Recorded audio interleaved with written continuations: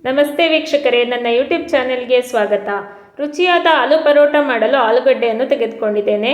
ಚೆನ್ನಾಗಿ ತೊಳೆದು ಮಧ್ಯದಲ್ಲಿ ಕಟ್ ಮಾಡಿ ಕುಕ್ಕರ್ ಸಪ್ರೇಟ್ರಲ್ಲಿ ಹಾಕಿ ಕುಕ್ಕರಲ್ಲಿ ಬೇಯಿಸ್ಕೊಳ್ಬೇಕು. ಒಂದು ವಿಸಿಲ್ ಬಂದ ನಂತರ ಸಿಮ್ ಮಾಡಿ 15 ನಿಮಿಷಗಳ ಕಾಲ ಬೇಯಿಸ್ಕೊಳ್ಳಿ.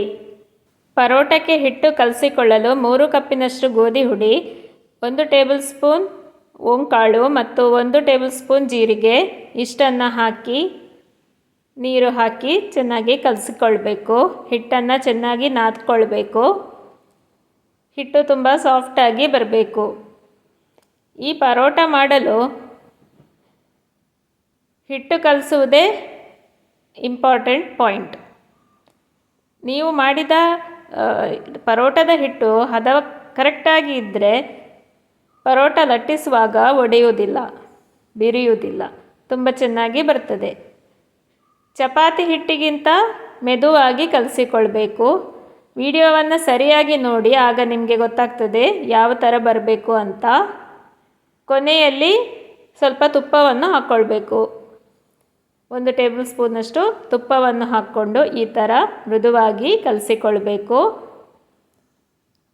ಹೋಳಿಗೆಗೆ ನೀವು ಹೇಗೆ ಹಿಟ್ಟು ಮಾಡ್ತೀರಾ ಅದೇ ಥರ ಮಾಡ್ಕೊಳ್ಬೇಕು. ಒಬ್ಬಟ್ಟು ಮಾಡಲು ಯಾವ ಥರ ಮಾಡ್ಕೋತೀರಾ ಆ ಥರ ಸಾಫ್ಟಾಗಿ ಇರಬೇಕು. ಚಪಾತಿ ಹಿಟ್ಟಿಗಿಂತ ಮೃದುವಾಗಿ ಇರಬೇಕು. ನೀರು ಸ್ವಲ್ಪ ಜಾಸ್ತಿ ಹಾಕ್ಕೋಬೇಕು. ವಿಡಿಯೋ ನೋಡಿದರೆ ನಿಮಗೆ ಗೊತ್ತಾಗ್ತದೆ ಹೇಗೆ ಮಾಡಬೇಕು ಅಂತ. ಯಾರೆಲ್ಲ ನನ್ನ ವಿಡಿಯೋವನ್ನು ಸಬ್ಸ್ಕ್ರೈಬ್ ಮಾಡದೆ ನೋಡ್ತಾ ಇದ್ದೀರಾ, ದಯವಿಟ್ಟು ಸಬ್ಸ್ಕ್ರೈಬ್ ಮಾಡ್ಕೊಳ್ಳಿ. ಬೆಲ್ ಐಕನನ್ನು ಪ್ರೆಸ್ ಮಾಡಿ.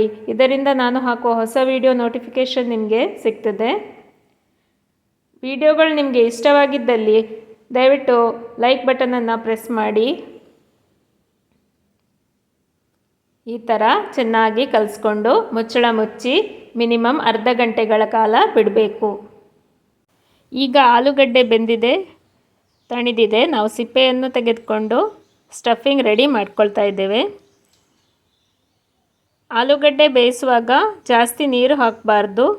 ಕುಕ್ಕರ್ ಪಾತ್ರೆಗೆ ನೀರು ಹಾಕ್ತೀರಾ ಮತ್ತು ಏನು ಸಪ್ರೇಟರ್ ಅಥವಾ ಏನು ಪಾತ್ರೆಯಲ್ಲಿ ಇಟ್ಟಿರ್ತಿದ್ರೆ ಕಟ್ ಮಾಡಿ ಹಾಗೆ ಇಟ್ಕೊಳ್ಳೋದು. ಜಾಸ್ತಿ ನೀರು ಹಾಕೋಂತಿಲ್ಲ.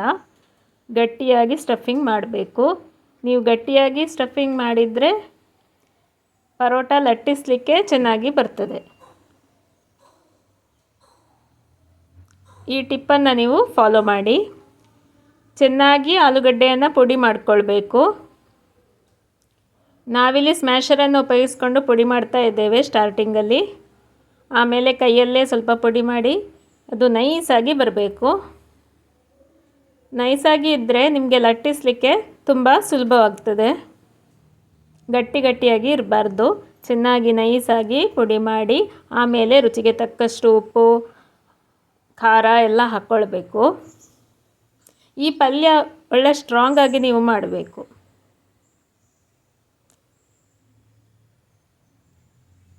ಪಲ್ಯ ಒಳ್ಳೆ ಸ್ಟ್ರಾಂಗ್ ಆಗಿದ್ದರೆ ಆಲೂ ಪರೋಟ ಬಹಳ ರುಚಿಯಾಗಿ ಬರ್ತದೆ.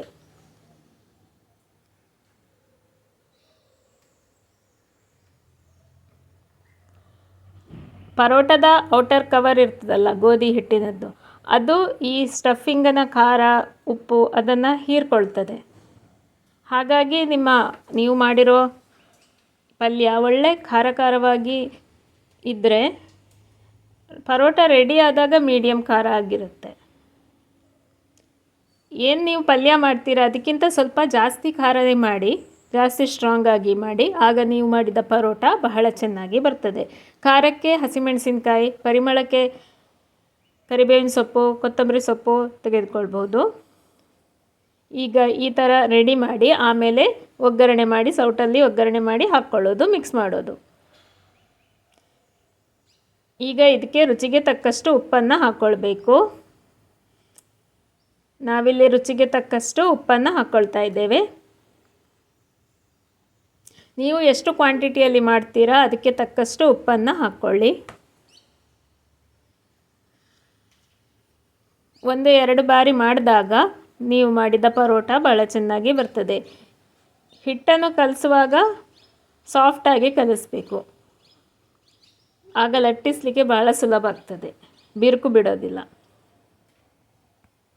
ನಾವಿಲ್ಲಿ 1 ಹಸಿಮೆಣಸಿನಕಾಯಿ ತಗೊಂಡಿದ್ದೇವೆ. ಖಾರಕ್ಕೆ ತಕ್ಕ ನೀವು ನಿಮಗೆ ಹೇಗೆ ಖಾರಕ್ಕೆ ಬೇಕೋ ಹಾಗೆ ಹಸಿಮೆಣಸಿನಕಾಯಿಯನ್ನು ಉಪಯೋಗಿಸ್ಬೋದು. ಚಿಕ್ಕದಾಗಿ ಕಟ್ ಮಾಡ್ಕೊಳ್ಬೇಕು. ನೋಡಿ ನಾವು ಹೀಗೆ ಕಟ್ ಮಾಡ್ತಾ ಇದ್ದೇವೆ. ಆದಷ್ಟು ಚಿಕ್ಕದಾಗಿ ಕಟ್ ಮಾಡ್ಕೊಳ್ಳಿ. ಕೊತ್ತಂಬರಿ ಸೊಪ್ಪನ್ನು ತೆಗೆದುಕೊಂಡಿದ್ದೀವಿ. ಇದನ್ನು ಚಿಕ್ಕದಾಗಿ ಕಟ್ ಮಾಡ್ಕೊಳ್ಬೇಕು.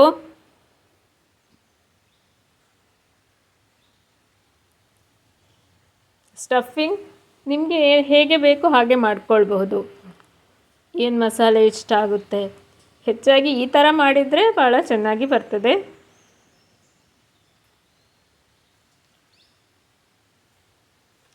ಕೆಲವರಿಗೆ ಬೇಕಿದ್ದರೆ ಗರಂ ಮಸಾಲೆನೂ ಹಾಕ್ಕೊಳ್ಬಹುದು.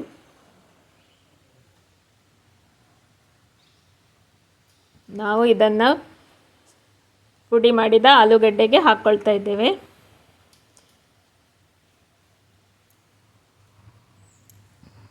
ನಾವೀಗ ಒಂದು ಸ್ಟ್ರಾಂಗ್ ಆದ ಒಗ್ಗರಣೆಯನ್ನು ಹಾಕ್ಕೊಳ್ತೇವೆ. ಒಗ್ಗರಣೆಗೆ 2 ಚಮಚ ತೆಂಗಿನೆಣ್ಣೆ, ಸಾಸಿವೆ, ಉದ್ದಿನಬೇಳೆ, ಜೀರಿಗೆ, ಹಸಿಮೆಣಸು ಮತ್ತು ಕರಿಬೇವಿನ ಸೊಪ್ಪು ಮತ್ತು ಸ್ವಲ್ಪ ಇಂಗು ಹಾಕ್ಕೊಳ್ತಾ ಇದ್ದೇವೆ.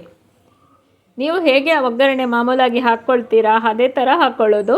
ಸ್ವಲ್ಪ ನಿಮಗೆ ಚೇಂಜ್ ಬೇಕಂದರೆ ಚೇಂಜು ಮಾಡ್ಕೊಳ್ಬಹುದು. ಈ ಥರ ಹಾಕ್ಕೊಂಡ್ರೆ ಭಾಳ ಚೆನ್ನಾಗಿ ಬರ್ತದೆ. ಗರಂ ಮಸಾಲೆ ಇಷ್ಟ ಇದ್ದವರು ಬೇಕಿದ್ದರೆ ಸೇರಿಸ್ಕೊಳ್ಬೋದು ಆಲೂ ಸ್ಟಫಿಂಗಿಗೆ. ನಾವಿಲ್ಲಿ ಗರಂ ಮಸಾಲೆಯನ್ನು ಹಾಕ್ಕೊಳ್ತಾ ಇಲ್ಲ.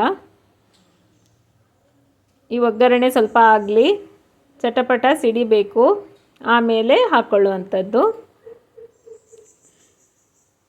ನೀವೇ ಆಲೂ ಪರೋಟ ಯಾವ ಥರ ಮಾಡ್ತೀರಾ ಅಂತ ಕಮೆಂಟ್ ಮೂಲಕ ತಿಳಿಸಿ. ನನ್ನ ಕೆಲವು ಸಬ್ಸ್ಕ್ರೈಬರ್ಸ್ ಕೇಳಿದರು ಆಲೂ ಪರೋಟ ರೆಸಿಪಿ ನಿಮ್ಮ ಚಾನಲಲ್ಲಿ ಹಾಕಿ ಅಂತ. ಹಾಗೆ ನಾನು ಈ ವಿಡಿಯೋವನ್ನು ಅಪ್ಲೋಡ್ ಮಾಡ್ತಾ ಇದ್ದೀನಿ.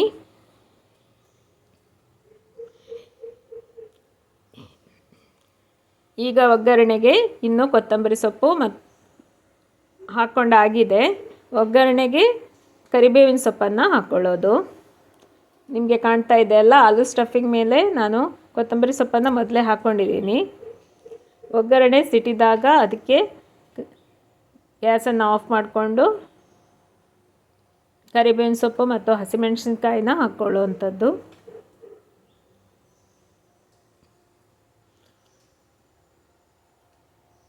ವಿಡಿಯೋವನ್ನು ಡೀಟೇಲಾಗಿ ತೋರಿಸಿದ್ದೀನಿ. ಇದರಿಂದ ನಿಮಗೆ ಪರೋಟ ಹೇಗೆ ಮಾಡೋದು ಅಂತ ಕರೆಕ್ಟಾಗಿ ಗೊತ್ತಾಗ್ತದೆ. ನೋಡಿ ಈ ಥರ ಹಾಕ್ಕೊಳ್ಬೇಕು. ಒಳ್ಳೆ ಘಮ ಬರ್ತಾ ಇದೆ, ಖಾರದ ಘಮ, ಕರಿಬೇವಿನ ಸೊಪ್ಪಿನ ಘಮ.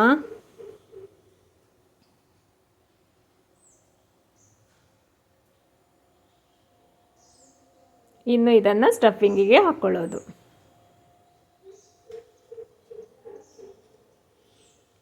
ಯಾವತ್ತೂ ಆಲೂ ಪರೋಟ ಮಾಡುವಾಗ, ಸ್ಟಫಿಂಗ್ ಮಾಡುವಾಗ ನೀವು ಒಳ್ಳೆ ಸ್ಟ್ರಾಂಗ್ ಆಗಿ ಮಾಡಬೇಕು ಅಂತ ತಲೆಯಲ್ಲಿ ಇಟ್ಕೊಳ್ಳಿ. ಆಗ ನೀವು ಮಾಡಿದ ಆಲೂ ಪರೋಟ ಬಹಳ ರುಚಿಯಾಗಿ ಬರ್ತದೆ, ಫೇಲ್ಯೂರ್ ಆಗೋದಿಲ್ಲ. ಹಿಟ್ಟು ಕಲಿಸುವಾಗನೂ ನಾನು ಹೇಳಿದ ಟಿಪ್ಪನ್ನು ಉಪಯೋಗಿಸ್ಕೊಳ್ಳಿ. ಸುಲಭವಾಗಿ ನೀವು ಆಲೂ ಪರೋಟವನ್ನು ಮಾಡ್ತೀರಾ. ಈಗ ನಾವು ಅರ್ಧ ಹೋಳು ನಿಂಬೆ ರಸವನ್ನು ಹಾಕ್ಕೊಳ್ತಾ ಇದ್ದೇವೆ. ಪರೋಟ ಉಪ್ಪು, ಹುಳಿ, ಖಾರ ಎಲ್ಲ ಸಮವಾಗಿ ಇರಬೇಕು ಅಂತ ನಾವು ನಿಂಬೆ ರಸವನ್ನು ಸೇರಿಸ್ತಾ ಇದ್ದೇವೆ. ಹಾಕಿ ಚೆನ್ನಾಗಿ ಮಿಕ್ಸ್ ಮಾಡಿಕೊಳ್ಳಿ. ಈಗ ನಾವು ಸ್ಟಫಿಂಗ್ ಮಾಡೋ ಸಮಯ. ನೋಡಿ ಯಾವ ಥರ ಸ್ಟಫಿಂಗ್ ಮಾಡಬೇಕು ಅಂತ ವಿಡಿಯೋವನ್ನು ಗಮನವಿಟ್ಟು ನೋಡಿ. ಈಗ ತುಂಬಿಸೋದ್ರಲ್ಲಿ ಇದೆ, ಚೆನ್ನಾಗಿ ಸರಿಯಾಗಿ ತುಂಬಿಸ್ಕೊಳ್ಬೇಕು. ಆವಾಗ ಲಟ್ಟಿಸಲಿಕ್ಕೆ ಬಹಳ ಸುಲಭವಾಗ್ತದೆ, ಹರಿದು ಹೋಗೋದಿಲ್ಲ, ಹೊರಗಡೆ ಬರೋದಿಲ್ಲ. ಒಮ್ಮೆ ಹೊರಳಿಸಿ ಇಟ್ಕೊಳ್ಬೇಕು. ಫ್ರೆಂಡ್ಸ್, ಈಗ ನಾವು ಪರೋಟವನ್ನು ಲಟ್ಟಿಸೋಣ.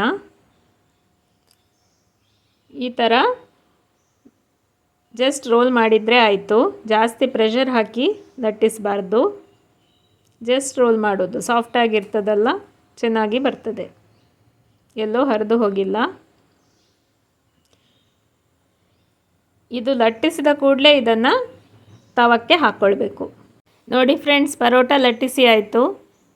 ಇವಾಗ ಇದನ್ನು ಚೆನ್ನಾಗಿ ಬೇಯಿಸ್ಕೊಳ್ಬೇಕು. 2 ಸೈಡ್ ತುಪ್ಪ ಹಾಕ್ಕೊಂಡು ಬೇಯಿಸುವಂಥದ್ದು. ಪರೋಟ ಲಟ್ಟಿಸಿದ ಕೂಡಲೇ ಬೇಯಿಸ್ಕೊಳ್ಬೇಕು, ಹಾಗೆ ಇಡಬಾರ್ದು, ಬೇಗನೆ ಮಾಡ್ಕೊಳ್ಬೇಕು. ಸಾಫ್ಟಾಗಿರ್ತದಲ್ಲ, ಅದಕ್ಕೋಸ್ಕರ ತುಪ್ಪ ಹಾಕ್ಕೊಳ್ತಾ ಇದ್ದೇವೆ. ಇನ್ನು ತಿರುವಿ ಹಾಕಿ 2 ಸೈಡ್ ಚೆನ್ನಾಗಿ ಬೇಯಿಸ್ಕೊಂಡ್ರೆ ರುಚಿಯಾದ ಆಲೂ ಪರೋಟ ಸಿದ್ಧವಾಗ್ತದೆ. ನೋಡಿ ಫ್ರೆಂಡ್ಸ್, ಎಲ್ಲಿ ಬಿರುಕು ಬಿಟ್ಟಿಲ್ಲ. ನಾವು ಹೇಳಿದ ಟಿಪ್ಗಳನ್ನು ನೀವು ಅಡುಗೆ ಮಾಡುವಾಗ ಉಪಯೋಗಿಸ್ಕೊಂಡ್ರೆ ನೀವು ಈ ಥರ ರುಚಿಯಾಗಿ ಚೆನ್ನಾಗಿ ಮನೆಯಲ್ಲೇ ಪರೋಟವನ್ನು ಮಾಡಿಕೊಳ್ಬಹುದು. ಚೆನ್ನಾಗಿ ಉಬ್ಬುತ್ತಾ ಇದೆ.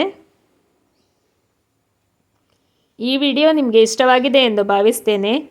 ತಪ್ಪದೇ ಟ್ರೈ ಮಾಡಿ, ಹೇಗೆ ಬಂದಿದೆ ಅಂತ ಕಮೆಂಟ್ ಮಾಡಿ. ನೋಡಿ ಫ್ರೆಂಡ್ಸ್, ಪರೋಟ ಬೇಯ್ತಾ ಇದೆ.